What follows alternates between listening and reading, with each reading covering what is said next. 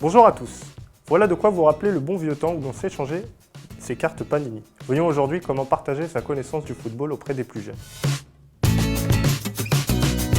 La culture foot, c'est avant tout un art de vivre. Avoir une bonne connaissance de son histoire, de ses plus illustres joueurs, de ses grandes heures, permet aux jeunes de s'identifier. Ils restent ainsi motivés à l'idée de faire toujours mieux.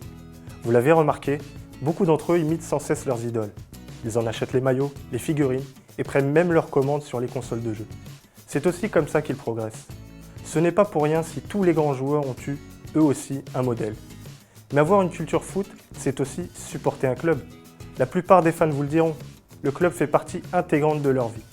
En plus, le football professionnel et les sélections nationales transmettent des valeurs aux plus jeunes. Et d'abord, la fidélité. Puis, il y a enfin le fait de connaître son club. Beaucoup d'entre eux ont plus d'un siècle d'histoire en France. Et comme disait un grand philosophe, on ne peut pas aller de l'avant sans connaître son passé. Les jeunes seront ainsi encore plus attachés à leur club et à ses valeurs. Bref, vous l'avez compris, une bonne connaissance de l'actualité et de l'histoire du foot n'a rien de superflu. N'hésitez donc pas à leur partager cette culture.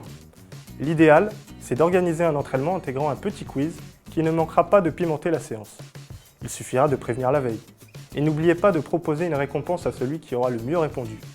Amener les plus jeunes au stade leur permettra aussi de s'imprégner de cette culture foot. Au pire, vous pouvez leur fixer un rendez-vous pour regarder le match à la télévision. Et rien ne vous empêche non plus de proposer d'acheter des maillots de foot en groupe. En plus de vous assurer des réductions, ça renforcera la cohésion de l'équipe. Bref, la première valeur véhiculée par le foot doit être le partage. La preuve, la culture foot ne se garde pas pour soi, elle réunit les passionnés. Et même si Nicolas supporte l'OM et Kevin le PSG. Le fait de soutenir ces équipes suscite au final une discussion sans fin entre vos deux défenseurs. Car avoir une bonne culture foot, c'est aussi s'assurer de faire de belles rencontres, même à l'autre bout du monde. Elle vous permettra de créer des liens forts. Si votre ailier Farid n'a pourtant pas grand-chose en commun avec Pablo qui vient d'arriver de Colombie, pas de panique.